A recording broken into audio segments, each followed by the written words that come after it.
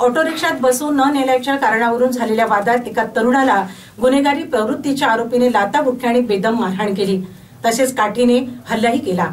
ही घटना दिग्रस येथे घडली। ऑटो रिक्षात बसवून न नेल्याच्या कारणावरून झालेल्या वादात एका तरुणाला गुन्हेगारी प्रवृत्तीच्या आरोपीने लाथाबुक्क्याने बेदम मारहाण केली, तसेच काठीने हल्लाही केला। या हल्ल्यात तरुणाच्या गुडघ्याला आणि शरीराला गंभीररित्या दुखापत झाली। ही घटना दुपारी 2च्या सुमारास दिग्रस येथे घडली। धीरज गोविंद राठोड असे या हल्ल्यात गंभीररित्या जखमी झालेल्या तरुणाचे नाव आहे।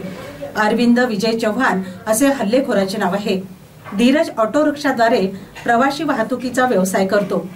27 फेब्रुवारीला दुपारी 2च्या सुमारास धीरज नेहमीप्रमाणे दिग्रस येथील थांब्यावरून प्रवासी वाहतूक करीत होता। यावेळी आरोपी अरविंद याने त्याला ऑटो रिक्षात बसायचे असल्याचे सांगितले, मात्र प्रवासी जास्त असल्याने त्याने त्याला नकार दिला। त्यामुळे अरविंद संतप्त झाला। त्यानंतर त्याच दिवशी दुपारी पुन्हा धीरज आणि अरविंदची गाठ झाली। यावेळी ऑटो रिक्षात बसवून न दिल्याच्या कारणावरून पुन्हा आरोपी अरविंदने धीरजशी वाद घातला, तसेच संतापाच्या भरात लाथाबुक्क्याने आणि लाकडी दांड्याने त्याला बेदम मारहाण केली। या मारहाणीत धीरजच्या गुडघ्याला आणि शरीराला गंभीररित्या दुखापत झाली। ही बाब स्थानिक नागरिकांच्या लक्षात येताच त्यांनी आरोपी अरविंदच्या तावडीतून धीरजची सुटका केली। नंतर धीरजने जखमी अवस्थेत दिग्रस पोलीस ठाणे गाठून या प्रकरणी रितसर तक्रार दिली।